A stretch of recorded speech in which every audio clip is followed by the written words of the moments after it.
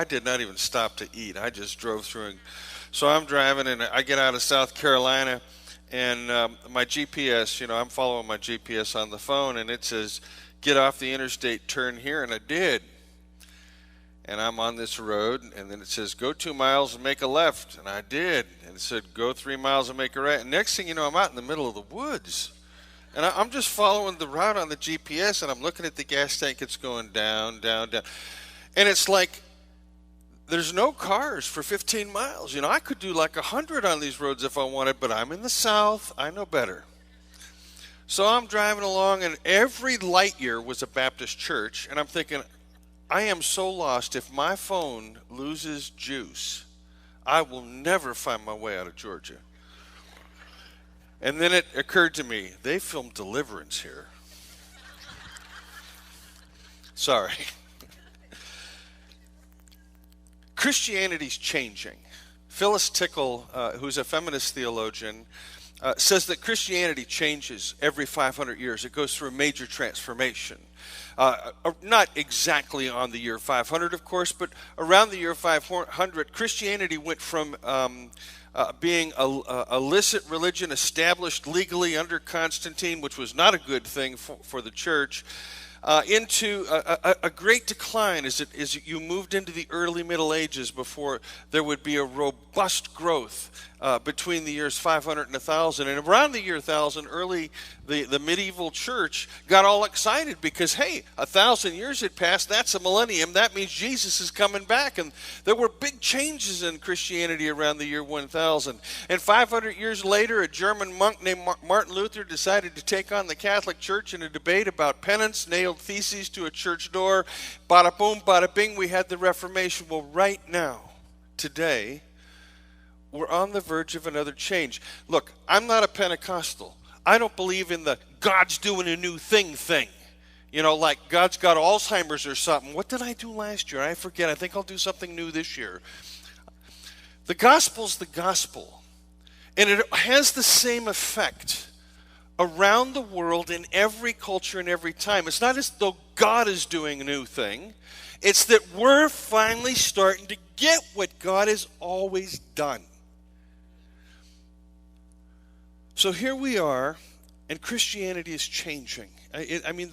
Right now in the theological world, the world in which I work, the academic world, with the scholars that read Greek and Latin and Hebrew and Aramaic, and they study the early church fathers, they study the medieval scholastics, they study the Reformation thinkers, they study the great theologians today, the global theologians, the Korean theologians, the Japanese theologians, the South African theologians, Australia, you name it. There are incredible theological thinkers on every continent doing some fantastic work in all of their cultures. And in North America, we white males have had a hegemony on theology for so long that when the 1960s happened and everybody was smoking pot, well, theology changed too, because now women had a voice. And we have feminist theology. And that's important because men, white males, we tend to think that we know everything. And we don't. And then we have black theology, and then the African American women looked at their black men and said, hey man, we're women, we don't do thinking like you, and so we have womanist theology. And then you have Latino theology. And then the women, the Hispanic women said, hey, we're not men, and you have Latina theology. And you could go on down the road. There are so many voices out there right now doing theological work. It is the most exciting time to be a theologian, right? I couldn't begin to tell you what a thrill it is. In the course of my 40 years of doing this, I'm 58, and I started this business at 18. I have never been so excited about what is happening with Christianity. It's dying. And I'm a chaplain by the bedside of Christianity while it's dying, and I'm not trying to heal it because God hasn't called me to do that. My job is to comfort it while it dies. It's okay. You've done your work. You've done your job. It's okay to die. And it is. René Girard, the Stanford professor who perhaps has had more influence on my own work than anybody else, has said Christianity is the only religion that predicts its own demise. And the fact is, what we are seeing today is the death of a 2,000-year-old religion. And it's the best thing that will ever happen to the planet. Because unless a grain of seed falls into the ground and dies, it abides alone and it cannot bear fruit. But when it dies, it brings forth much fruit. And the same is true of religion, the Christian religion. Now, I need to say this. I'm pretty bold, I'll be frank, and you don't have to like what I say, you don't have to believe what I say, and that's all good because nobody made me Pope yet. I grew up Roman Catholic, so I still have aspirations. I grew up with smells and bells. Anybody grew up Roman Catholic? You know, I love smells and bells. I still love the Mass. I still read Catholic theology. For me, it's very, very important. But Christianity was never meant to exist. Jesus did not come to establish the church. Jesus did not even think about the church. It never entered his Jewish mind. This is all later stuff that gets added to the tradition. Jesus' mission and purpose in life was not to die on a cross to save souls. You're sitting there and you're going, but wait. I've always been taught that. I'm going to grant you've always been taught that. It's essential for religion to get you to think that the purpose of Jesus, of God sending the Son into the world, was to die on a cross for your sins. And we call this the gospel. And then if we're Calvinists, we add to this and we say, and God was pouring his wrath out on Jesus on the cross because God needs blood. And a God that needs blood is a vampire. And we start freaking out. It's like, wait a second.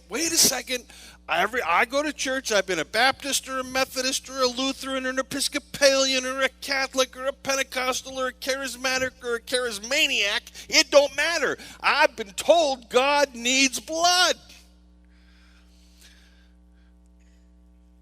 Tonight and tomorrow night, I am going to make the case. I hope I can make the case in 2 short talks. I've written tons of books and articles and essays and that you can check out. But the argument is this. Jesus came to show us that Papa does not require sacrifice in order to love us. There are only 2 axiomatic statements. I use big words. I apologize. My bad. There are only 2 statements in the New Testament where the word is has God on one side of the equation and a noun on the other. And one of them is God is love. And the other one is God is light. Those are the only 2 statements in the New Testament with reference to God where God's being, as it were, is identified with a quality or a characteristic. Now, I want to tell you how most people frame or create their doctrine of God. So you grow up in the church, you go to Sunday school, you're a little kid, and you're told all these things about God, and you're reading the Old Testament stories about God, and then you come to the New Testament, and you've been, learning all along, God is this violent God, and he's a warrior God, and he kills the Amalekites and the Gibeonites and the Jebusites and anybody else that has an ITE at the end of their name. You're supposed to laugh. That's funny. Okay, so anyway, and then you got Jesus, and Jesus comes in. It's gentle Jesus, meek and mild, keeper of the status quo. And Jesus is a nice guy, and he's really nice. He hangs out with fishermen and prostitutes and tax collectors. And then the shift occurs. Violent God, nice Jesus in his ministry, but then he's coming back at the end of time with all kinds of wrath, grapes of wrath, where he's going to tread the winepress, and we're going to have the Terminator mixed with Rambo on steroids. So what did I do as I'm driving through South Carolina and Georgia today? I did something I haven't done in 30 years. I listened to Christian radio. You know what's funny? 30 years ago when I listened to Christian radio, and today when I listen to Christian radio, nothing had changed. Nothing had changed. It was the same shtick. I heard Jimmy Swaggart today. Man, I thought he was gone. And I'm listening to and I'm flipping through. There's now back in my day there was one Christian radio station, and now there's like 300. You just flip the radio dial and you got some and every last one of them is teaching about Papa. That's who Jesus called God. Jesus never calls God God. You know this. He uses the Aramaic term Abba, which is a term of both intimacy and respect. It's the first word a child learns, and it's the same term you use for the elders that sit at the village gate. And these preachers are talking about Papa, and all I'm doing the whole time is I'm talking, and I'm saying, Lord, not for nothing here, but this is blasphemy, what they're saying about you. They're turning you into an ogre. They are turning you into something out of a horror movie. And when your God is more like Satan than Jesus, you've got a problem. This is the problem of the Christian religious tradition. It really doesn't matter if you're Roman Catholic, if you're Pentecostal, Lutheran, Episcopalian, or whatever. Christianity has become a religion. You go to college, you take a world religion course, you learn about Hinduism, Buddhism, Islam, Judaism, Taoism, and Christianity. It's a world religion. The one thing it was never meant to be. Jesus did not come to establish a religion. I often wonder sometimes, he's been sitting at the Father's right hand in our understanding for 2,000 years, and I sometimes wonder about their conversations. Does Jesus ever look over and say, Papa, look what they've done in our name? I wonder. And then I remember that the writer to the Hebrews has this conversation going on between the Father and the Son before the incarnation. And in Hebrews chapter 10, Hebrews is a fantastic book, and most people are going to read the book of Hebrews and say, oh, Jesus is God's sacrifice. They're missing what this writer's doing. This writer's actually subverting the concept of sacrifice because he changes the language. He doesn't use the Greek term for sacrifice, thousia. He uses the term for offering. Pharaoh, diaphero, prosphero, anaphero, and its cognates. And Jesus doesn't offer, the high priest, Jesus, doesn't offer something else. He offers himself. And the whole concept of sacrifice gets subverted in that letter. And by the time you get to chapter 9, you have this phrase. And it says, without the shedding of blood, there is no forgiveness of sin. How many of you have heard that text? You know it, don't you? And you know what? Whenever people quote that text, they omit the words that are right before it. According to the law, there is no shedding of blood without the forgiveness of sin. And it is this law, this Torah, this sacrificial religion that has been critiqued for chapter 7, 8, 9, and 10. But they don't pay attention to that. And so they read Hebrews through this religious lens, these religious eyes, and everything stays the same. Have you ever wondered why it is pastors come out of seminary or they get anointed in the church, however they get to the pulpit. There are many ways to a pulpit. And every last one of them thinks they're doing a new thing.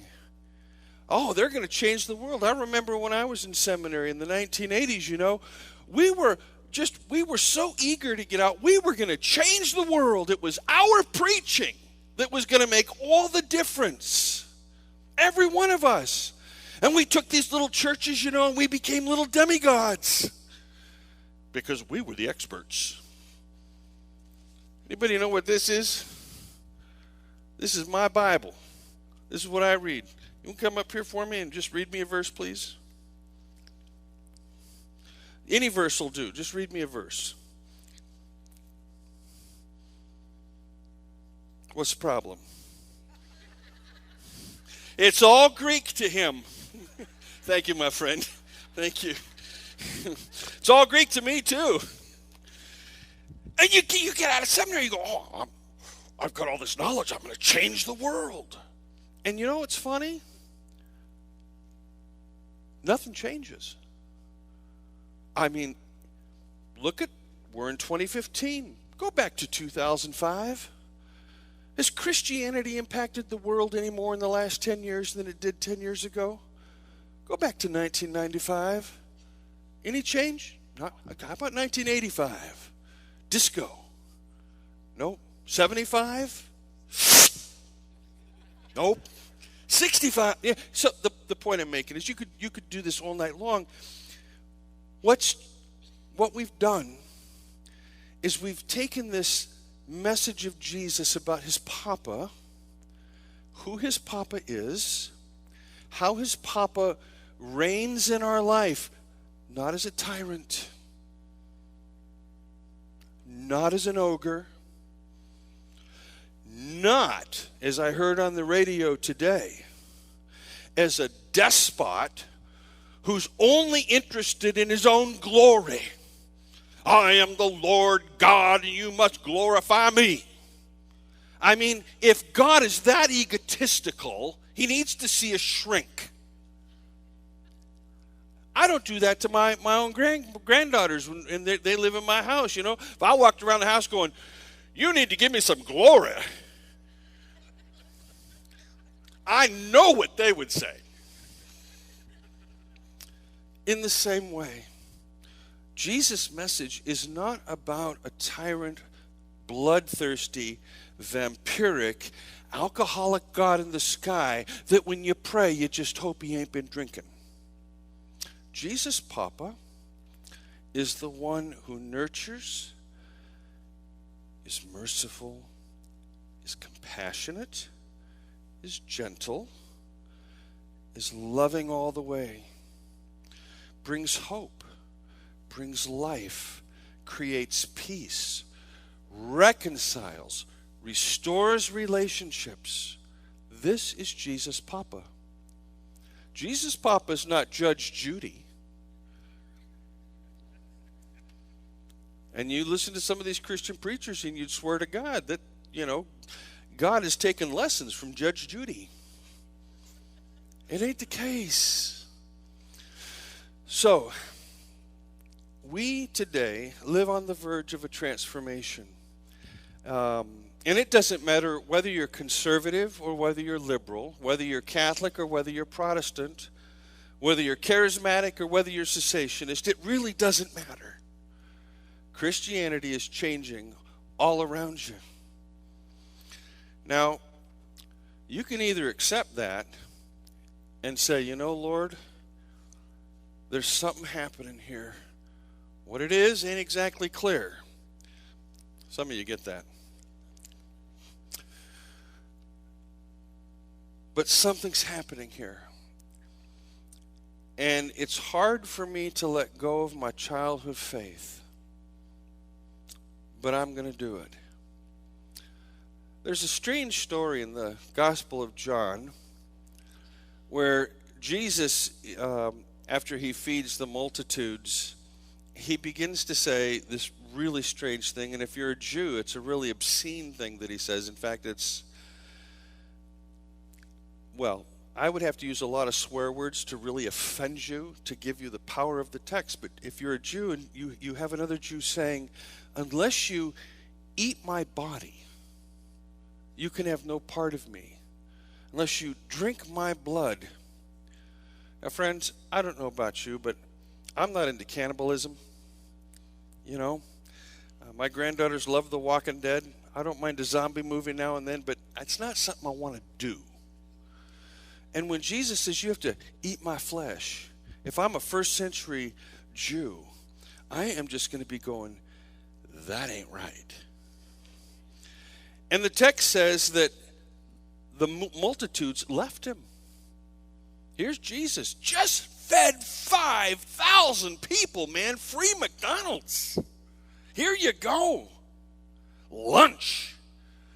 And then he says, you got to eat me too. And they leave. And what does Jesus say? I mean, he's sad. He's disappointed. I'm not trying to attribute feelings to him, but I do try to imagine at that point what it felt like to lose half a congregation. And Jesus says, are you going to go too? Simon, are you going to leave me? Thaddeus, did I offend you? Matthew, do these words bother you? You guys going to leave? This is Jesus. The gospel deconstructs our religion. And Jesus is constantly in the Gospels deconstructing the religious thinking of his Jewish contemporaries. So I want to throw up a text for a moment, have you look at Mark 11 with me, beginning around verse 11. And it's the story that occurs at the end of the Gospel if you're in Matthew, Mark, and Luke, and it occurs at the beginning of the Gospel if you're in the Gospel of John. Scholars tend to say it probably occurred at the end, and John has just taken the story and put it at the beginning in order to make a theological point. It doesn't matter to me whether it occurred at the beginning or the end. It occurred. Jesus enters Jerusalem, and he enters the 9th wonder of the world. Now, you know about the 8 wonders of the world, right? Okay? The Lighthouse of Alexandria, the Colossus of Rhodes. These sorts of incredible sculptures or physical structures. Before Jesus was born, Herod, who was only half Jewish, wanted to please the people. And so he began an expansion program on the temple. And that expansion program begins about 25 years before Jesus is born. It's in full swing during Jesus' life. It continues through the early church, and it only ends because Rome comes and destroys the temple. There are 10,000 workmen working every day building Herod's temple. Do you know this? Do you know what kind of labor force 10,000 workers are? Do you know the largest stone in Herod's temple weighed 500 tons? It's over 1 million pounds. How did they get that thing there? It's huge. Herod's temple is like the World Trade Center, the Sears Tower, the tower in Dubai, and your favorite football arena all in one. It's huge. It's massive. It's gilded. It has gates made of Corinthian bronze that they're so tall and so large it takes 20 priests to open one door. That's how big they are. And if you made it up as far where you could see the holy place and the enormous veil that had been sewn. Ladies, you know what sewing is like. This thing is 80 feet tall. And it's not like they had Singer sewing machines. And they've got gilded, gold-plated grapevines coming down over this thing. I mean, this thing is luxurious. It's not just a couple of bricks. Jesus comes into this edifice.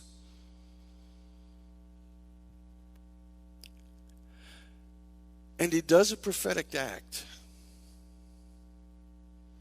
Walks over to where the money changers were and starts busting down their tables. Boom, boom, boom.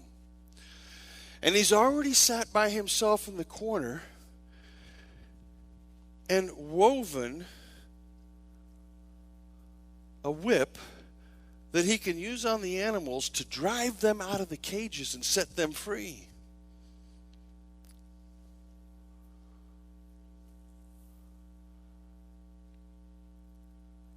In Herod's temple up on the far corner is the Fortress Antonia. And there is a Roman garrison. And whenever there's any problem down in the temple, that Roman garrison comes down and they just start killing people. There's a story about such an event in Luke 13. Josephus has plenty of stories of this kind of event happening. What we have in this act of Jesus coming into the temple, turning over the tables, whipping the animals so that they would come out of their cages, come out of their stalls,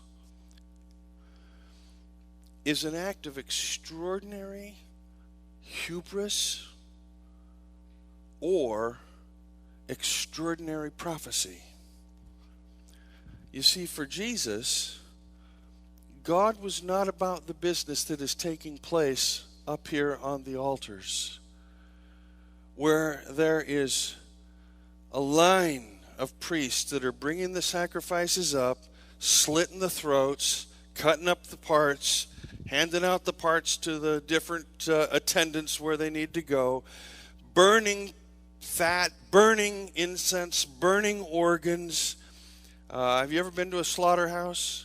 You need to imagine the gold and the beautiful tapestries mingled with the smell of death. This is not who Jesus Papa is. Jesus comes in and he looks at this place and he says, my Father, it can't be here. I mean, look at this place. It's all about death.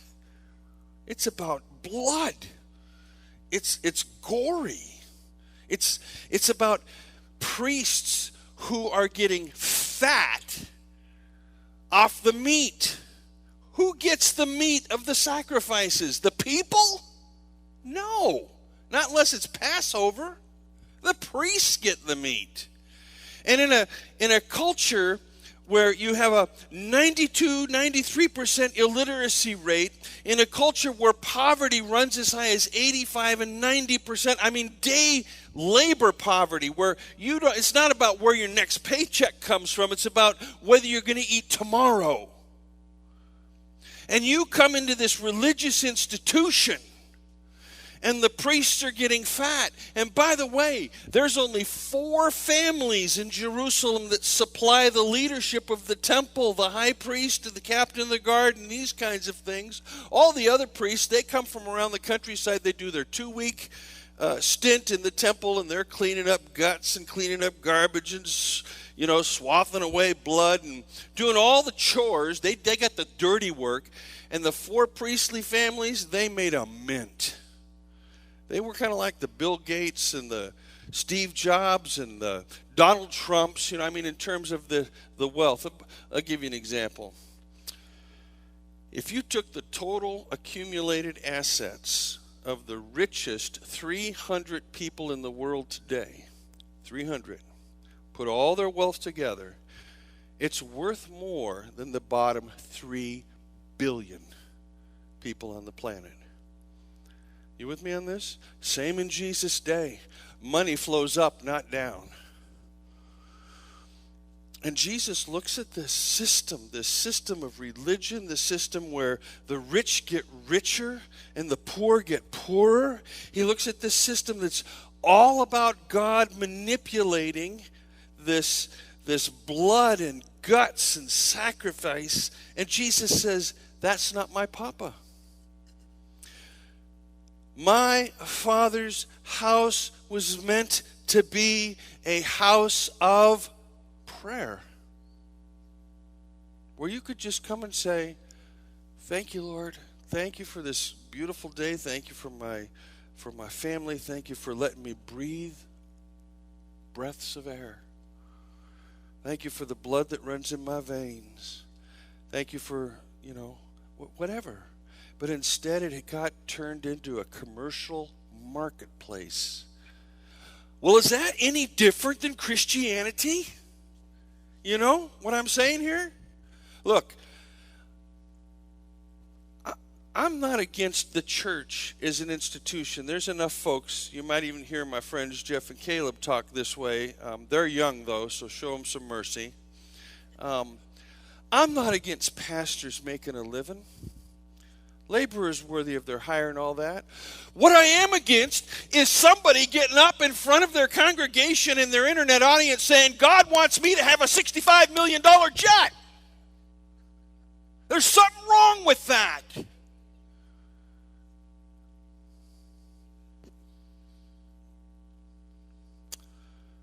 We need a cleansing of the temple today. We need a deconstruction of the Christian religion. We need to stop supporting an institution whose sole purpose is to bleed us dry.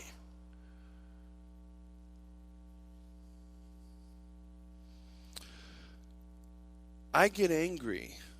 At one point in this, I get angry at church all the time. When I'm in church all the time, I get angry at bad preaching. But I really get angry when ministers shame the congregation into giving. Happened in my home church recently, and I was angry.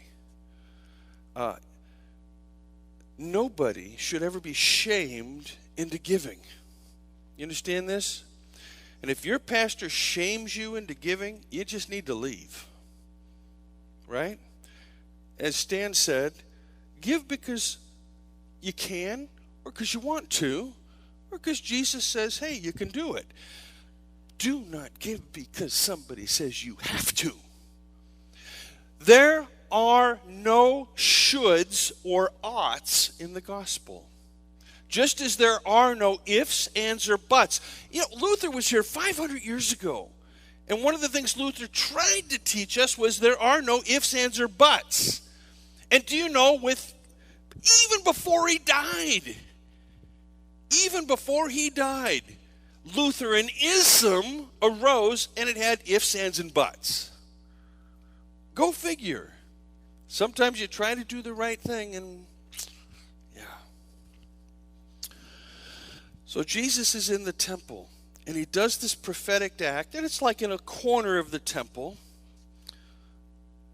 I mean, it's not as though Jesus is really trying to shut the temple down, because if he did that, then we would have had the guards come down and there would have been a slaughter.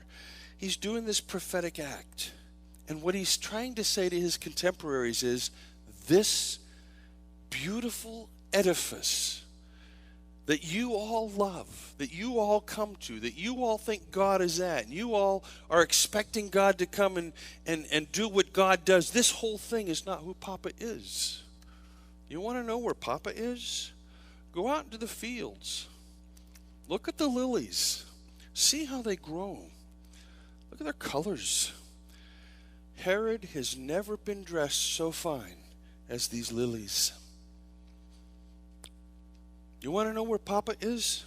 He's not in the birds and the doves and the pigeons in the cages. Go out into the meadow. Look at the sparrows. They neither sow nor reap. And yet it's your Papa that takes care of them and feeds them. What we've done for 2,000 years, and I mean, if you wanted, I could sit and give you the whole history lesson and do all the footnoting and stuff, but I do that in my books. What we've done is we've taken a message about this gracious, restorative, reconciliatory God whose heart is love, whose only countenance is light. And we've turned this God into a mess. The way I describe it's like this.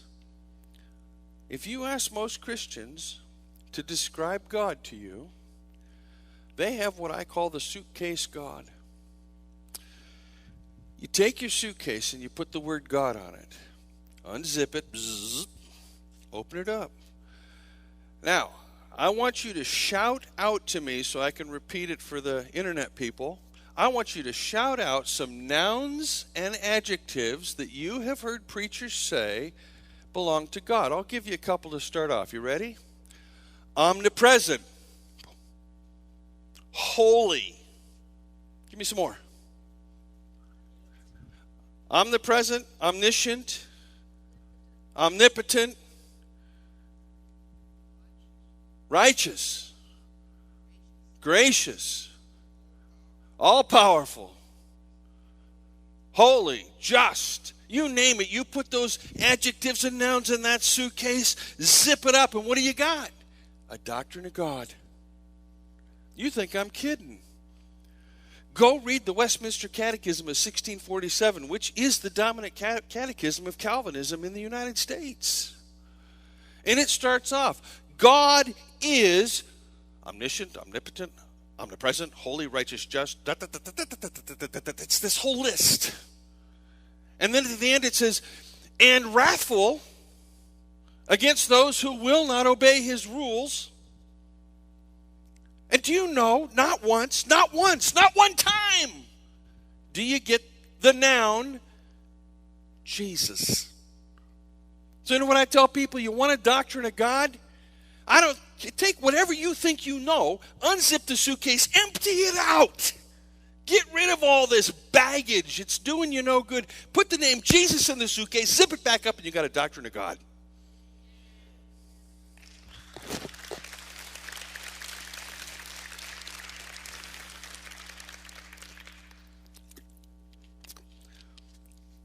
Jesus has come to end our religion and to bring us the gospel and to bring us to faith and to restore our relationships with each other. There's an important ethical component in this that gets missed in the grace preachers like Joseph Prince and others. They don't pay any attention to that part of Jesus' message that you count and that your relationships count and that Jesus has come to heal your relationships. No, they spend all their time. Jesus wants to heal you of cancer. He wants to heal your pain. Anybody in pain? Hallelujah. Well, I'm going to heal pain here tonight. Boom, boom, boom, boom, boom, boom, boom, boom, boom. Never mind that most people have pain in their body because they have pain in their heart. Jesus comes to heal our relationships. Husbands and wives, parents, children, neighbors, co-workers, church members. Imagine that. And this is part of this business of what he's bringing to us. And so, for me, a genuine form of Christianity that is non-religious in character is going to be a place where, yeah, you know what? If I'm here and Stan and I have a bit of a brouhaha, well, you know what? I'm here, and I got to work this thing out. I just have to. And so does Stan. We got to work it out because we're brothers together in the family of God, you know? Instead, what you get is marketplace Christianity. You sit in the pew, you listen to somebody, you don't like it, you get up and leave and find the other church where you'll last about 3 minutes because you carry your baggage with you. Hey, I'm having issues with our new pastors at our church. I am. I'm on live TV here. I hope they ain't watching. Because I got to go work it out when I get back home off this tour, you know. I do. I mean, I respect them. And I got to work things out. Just like I had to work out my marriage after I had an affair. Just like I had to work out my relationships with my daughters after I'd come home after drinking a bottle of scotch every night. One bottle of scotch every night, And, of course, that doesn't make for being a good dad. The restoration of our relationships, that's the gospel. Religion doesn't give a damn about restoring relationships. Religion only cares about keeping you in fear and keeping you under the thumb of somebody else.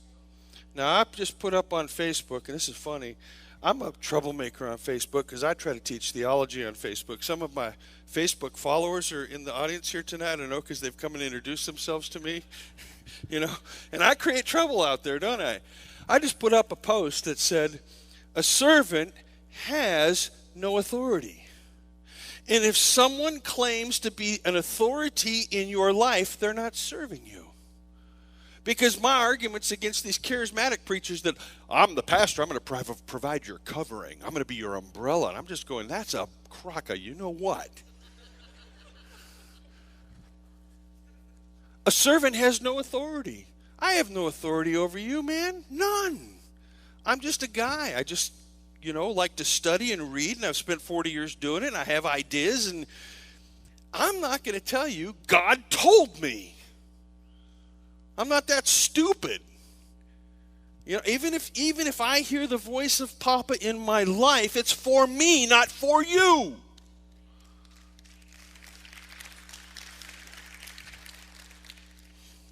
I'll tell you, what pastors who are all into authority, what they really ought to have is their worship song is the Rolling Stones, Under My Thumb. That's what they need to be singing.